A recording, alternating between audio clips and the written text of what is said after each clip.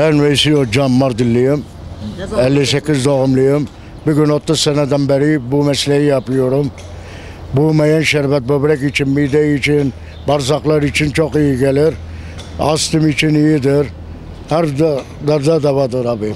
Ramazan'dan kuyruk tutuyor millet, kalabalık oluyor. O bardakla satmıyoruz Ramazan'dan, şişeyle veriyoruz. İftarı millet bununla açıyorlar. Çok iyidir, güzeldir. Tavsiye ediyoruz bütün arkadaşlarımıza.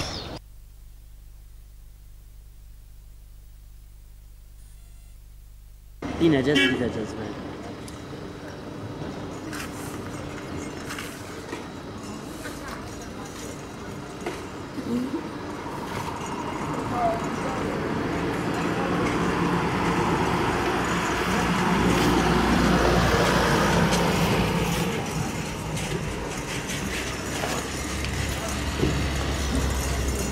Hadi gidiyor.